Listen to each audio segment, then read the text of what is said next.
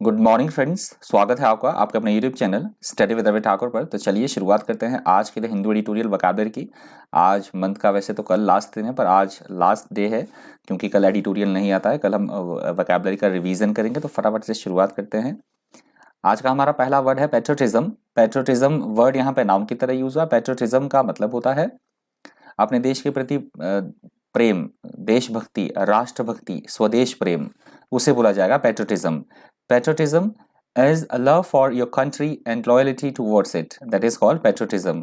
Synonyms आप देख सकते हैं nationalism, loyalty, allegiance, jingoism. Antonyms है treason, disaffection, disloyalty और desertion.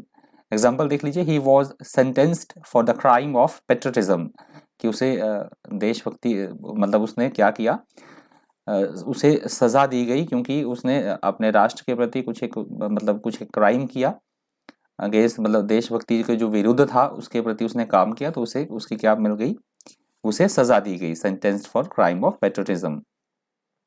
अगला हमारा शब्द है इम्प्यूटेशन। यहाँ पे नाम की तरह यूज हुआ। इम्प्यूटेशन का मतलब होता है किसी पे किसी तरह का कोई आरोप लगाना, लांछन लगाना, उसे बोला जाएगा imputation. A statement attributing something dishonest especially a criminal offence, that is called imputation. Synonyms आप देखते हैं एलिगेशन, इंडिक्टमेंट, एक्यूजेशन और इंसिनुएशन। एंटोनिम्स है क्रेडिट, डिफेंस, कन्फेस और कन्फेशन और कमेंट।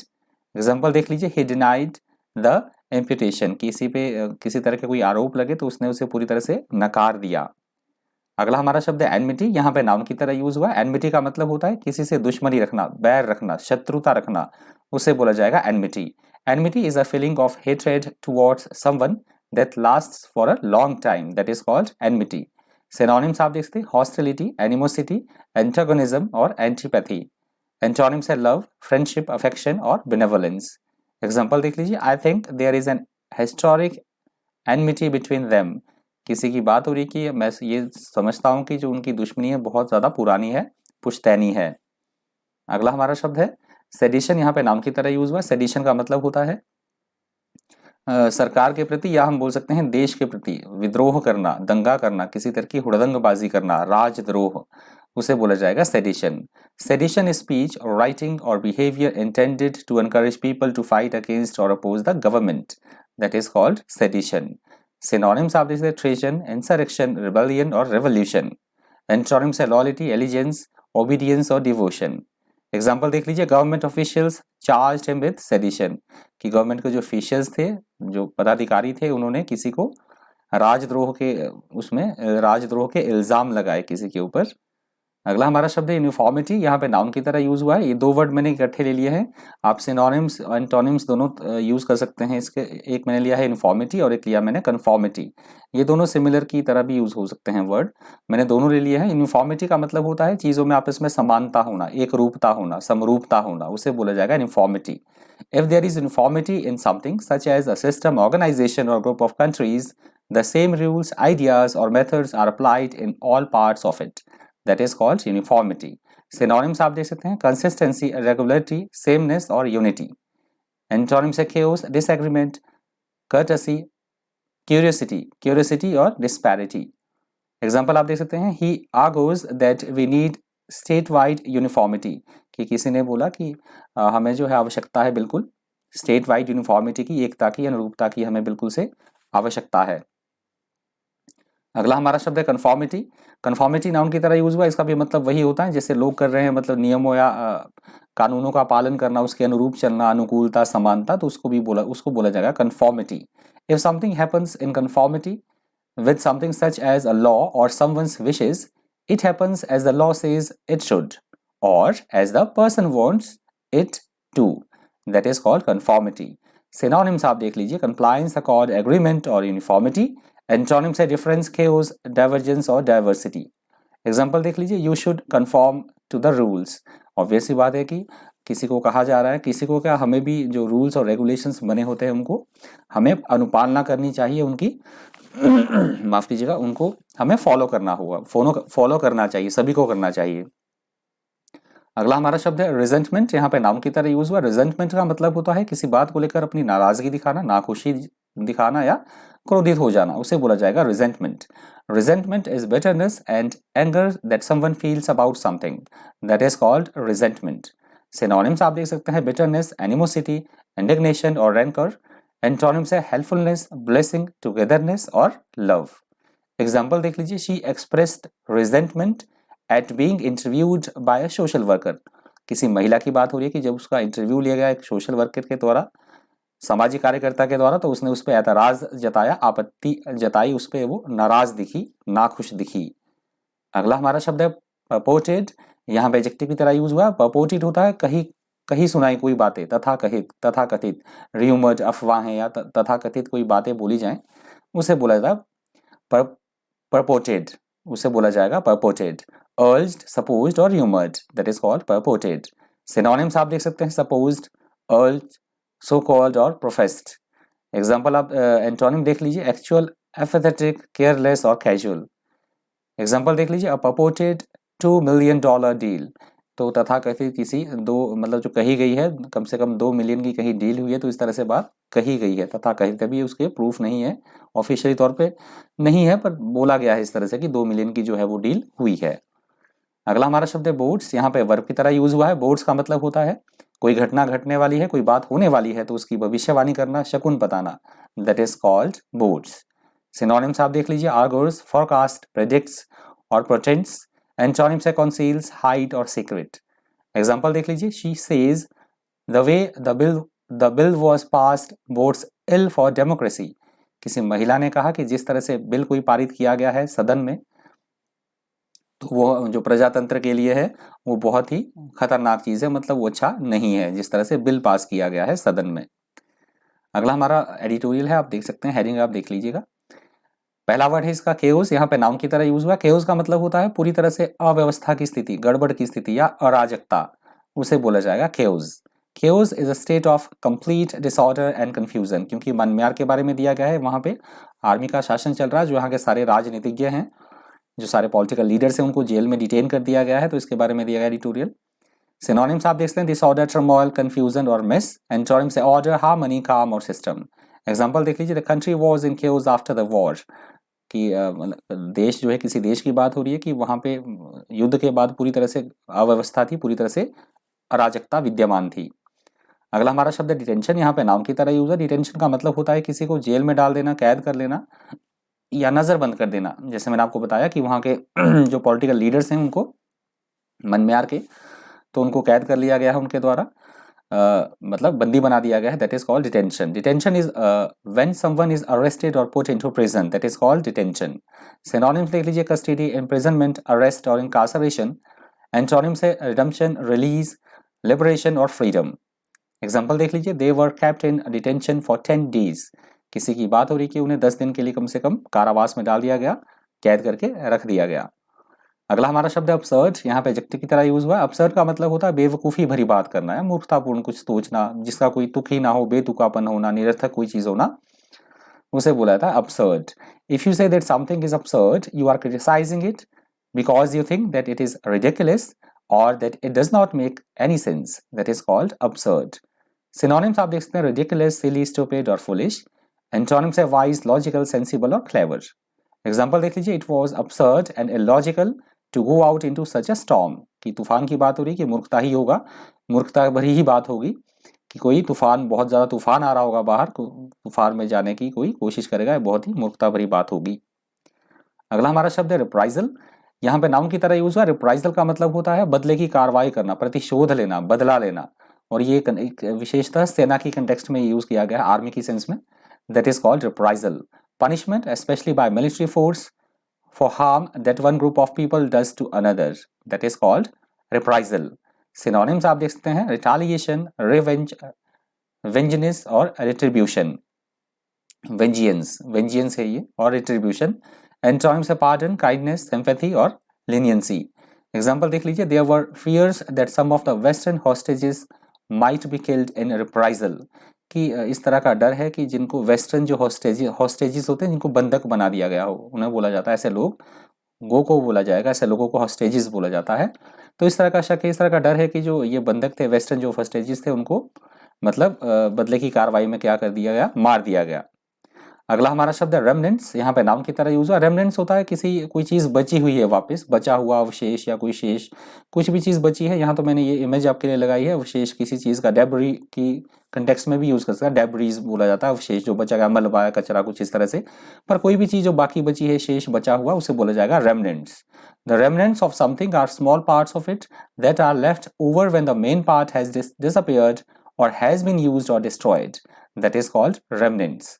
सिनोनिम्स आप देख सकते हैं, लेफ्ट ओवर्स, रिमेन्स, स्क्रैप्स और रिमाइंडर। एंटोनिम्स है होल, कोर्स, बेस और मिडल, बेसिस और मिडल। एग्जाम्पल देख लीजिए, these few trees are remnants of a huge forest. किसी बड़े जंगल की बात हो रही है कि बहुत बड़ा जंगल था, अब ये केवल उसमें से कुछ ही पेड़ जो है केवल शेष बचे हैं। अगला हमारा शब्द है रिकॉन्सिलिएशन, यहाँ पे नाउन की तरह यूज हुआ। रिकॉन्सिलिएशन का मतलब होता है कि इन्हीं दो व्यक्तियों के बीच में, दो देशों के बीच में बहुत ज़्यादा दुश्मनी है, बहुत अच्छे संबंध नहीं है, तो उनमें एक बार से फिर से सुलह हो जाना, उनमें आपस में पुनर्मिलन होना, मेल जोल बढ़ना उनका वापस। या हम बोल सकते हैं किसी भी चीज़ का आपस में मिलना, तो उसे भी बोला जाएगा reconciliation. Reconciliation between two people और countries who have quarrelled is the process of their becoming friends again, that is called reconciliation. Synonyms आप देखते हैं कॉम्प्रोमाइज, सेटलमेंट, एग्रीमेंट और बैलेंसिंग।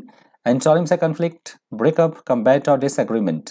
एग्जाम्पल देख लीजिए, the reconciliation of his chequebook and the bank statement. तो ये मैंने finance की तरह लिया है। आप कोई भी एग्जांपल दे सकते हो कि बिजनेस में क्या होता है, चेकबुक का और जो बैंक स्टेटमेंट होती है उसका मिलान किया जाता है, उनको रिकॉन्साइल किया जाता है। तो ये आपका आज का लास्ट वर्ड था, रिकॉन्सिलिएशन। आई होप आपको वीडियो जो है इन्फॉर्मेटिव लगा होगा, प्लीज़ फ्रूटफुल लगा होगा वीडियो। तो अभी तक लाइक का बटन आपने प्रेस नहीं किया है तो प्लीज़ लाइक का बटन प्रेस कर दीजिए।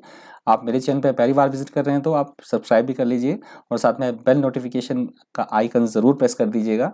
बोलना पड़ता है प्रचार के लिए, आप प्लीज़ लाइक कर दीजिए, क्योंकि व्यूज़ थोड़े से एक तो व्यूज़ बहुत कम है, व्यूज़ थोड़े से ज़्यादा होते हैं, लाइक थोड़े से 20-30 ही होते हैं। तो प्लीज़ लाइक कर दिया कि ये वीडियो को मेरी थोड़ा रीच मिलेगा।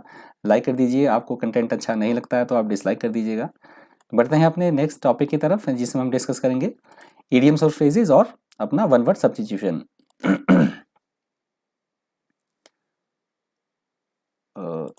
लेट मी, चलिए, तो आई होप आपको विजिबल हो रहा होगा। हमारा आज का जो पहला वन वर्ड सब्स्टिट्यूशन है वो है ऑक्यूलिस्ट। ऑक्यूलिस्ट ऐसा व्यक्ति होता है, ऐसा डॉक्टर होता है जो हमारी आंखों को जांचता है, आंखों का डॉक्टर, नेत्र विशेषज्ञ, उन्हें बोला जाता है ऑक्यूलिस्ट।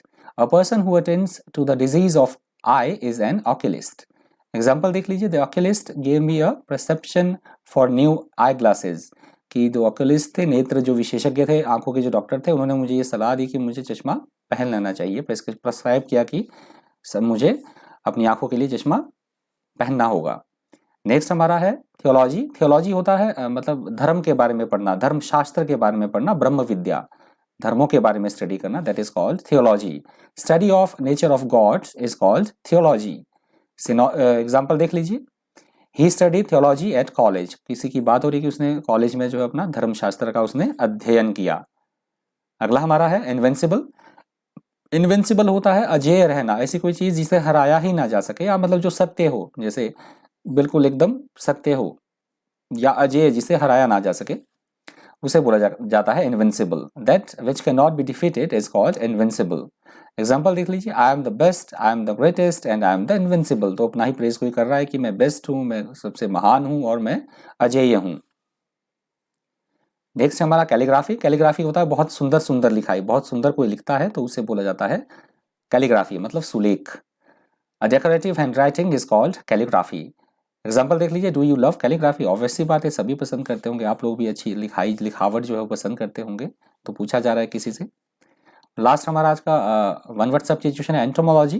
पहले भी ये रिपीट हो चुका है, रिपीटेड है ये। एंटोमोलॉजी का मतलब होता है कीट पतंगों के बारे में अध्ययन करना, उसे बोला जाता है entomology. The study of insects is called entomology. Example देख लीजिए, I studied entomology before art school. कि मैंने स्कूल की बात की गई कि मैंने वहाँ पे क्या किया, एंटोमोलॉजी, कीट विज्ञान, जो कीटों के बारे में जो मैंने अध्ययन किया। तो बढ़ते हैं अपने इडियम्स और फ्रेजेस की तरफ। हमारा पहला जो इडियम है वो है not fit to hold candle. Not fit to hold candle का मतलब होता है कि हम किसी चीज़ की तुलना कर रहे हैं या फिर सही ना होना, मतलब फिट ना बैठना वो चीज़, मतलब इस जैसा किसी जैसा कोई नहीं होना, उसे बोला जाएगा not fit to hold candle. Not so good so somebody और समथिंग एल्स। मतलब किसी से हम किसी की तुलना करें कि ये उतना अच्छा नहीं है जितना वो है। भाई होप आप समझ गए होंगे। तुलना करने की सेंस में ये चीज़ को हम क्या कर रहे हैं, ऊपर दिखा रहे हैं एक चीज़ को नीचा दिखाने की कोशिश कर रहे हैं। सिनोनिम्स एग्जाम्पल आप देख सकते हैं, your horse is unbelievably beautiful, no one else can hold a candle to yours. तो वही बात की गई कि तुम्हारा घोड़ा है वो बहुत ही ज़्यादा सुंदर है और कोई भी किसी के साथ भी इसका कंपैरिजन जो है वो नहीं किया जा सकता, मतलब दूर दूर तक इसकी तुलना में कोई खड़ा नहीं हो सकता है। तो यहाँ देखिए इमेज में मैंने लगाई है, कंपेयर किया जा रहा है संतरे ऑरेंज के बीच में और एप्पल के बीच में, जिनके मतलब कंपेयर किया जा रहा है, दोनों की अपनी क्वालिटीज़ हैं, कंपेयर नहीं हम कर सकते हैं, दोनों के अपने फ़ायदे हैं। अगला हमारा जो इडियम है वो है egg someone on. Egg someone on का मतलब होता है किसी को प्रोत्साहित करना, इनकरेज करना, किसी बात को करने के लिए आग्रह करना किसी से, उसे बोला जाएगा egg someone on. To encourage somebody to do something is called egg someone on. Example आप देख सकते हैं, the teacher eggs his students on to study hard and get good grades. और वैसी बात है सभी अध्यापक करते हैं, अपने स्टूडेंट्स को इनकरेज करते हैं कि वो अगर अच्छी मेहनत करेंगे, थोड़ी सी पढ़ाई अच्छी करेंगे तो वो इनकरेज करते हैं कि फिर अच्छे नंबर उनके आ जाएंगे। अगला हमारा है फॉर गुड। फॉर गुड का मतलब होता है हमेशा के लिए, ध्यान रखिएगा, फॉर गुड का मतलब अच्छा भी होता है, बट ईडियम में मतलब होता है इसका परमानेंटली, याद रखिएगा, न्यू है, परमानेंटली हमेशा के लिए कोई चीज़ करना, that is called for good. Example आप देख सकते हैं, he says he is going back to Pakistan for good, कि उसने कहा कि वो वापस अपने देश पाकिस्तान जा रहा है, मतलब हमेशा के लिए। नेक्स्ट हमारा है एक्लीज हील।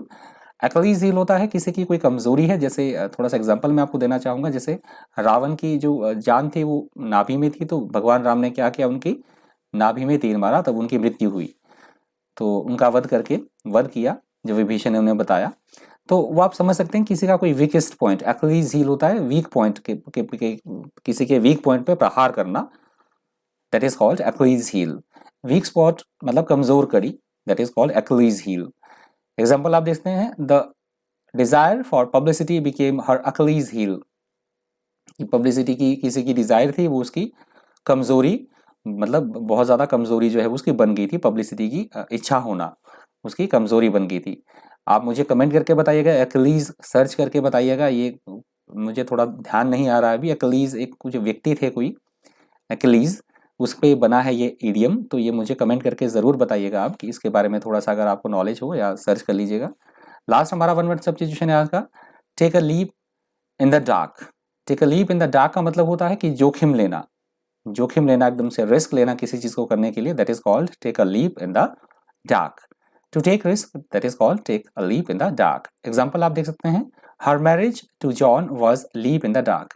किसी महिला की बात हो रही है कि उसने जॉन से शादी की, मतलब इस तरह से बात मैंने एग्जांपल दिया है आपको, तो उसने बहुत बड़ा जो है वो जोखिम ले लिया है। तो आई होप आपको सेशन जो है इन्फॉर्मेटिव लगा होगा, फ्रूटफुल लगा। अभी तक भी आपने अगर वीडियो को लाइक नहीं किया तो प्लीज़ लाइक का बटन ज़रूर प्रेस कीजिएगा।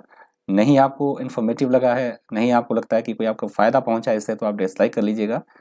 चैनल पे पहली बार आप विजिट कर रहे हैं तो चैनल को सब्सक्राइब करना और साथ में बेल आइकन प्रेस करना बिल्कुल भी मत भूलिएगा। और हाँ, अगर आपने मुझे ऑडियो के लिए फॉलो करना है तो आप मुझे खबरी पे फॉलो कर सकते हैं। इस वीडियो का यदि आपने ऑडियो सुनना है तो एक खबरी है, ऑडियो पॉडकास्ट प्लेटफॉर्म है, आप मुझे खबरी पे फॉलो कर लीजिएगा प्लीज़। आप प्ले स्टोर पे जाकर खबरी ऐप डाउनलोड कर सकते हैं। वहाँ पे आपको मेरा चैनल मिल जाएगा, सरकारी नौकरी के अंडर मेरा चैनल आता है, वहाँ पे दूसरे तीसरे नंबर पर है, तो आप मुझे खबरी पे भी फॉलो कर लीजिएगा। इस वीडियो में इतना ही, मिलते हैं अपनी नेक्स्ट वीडियो के साथ। Thank you, thanks for watching.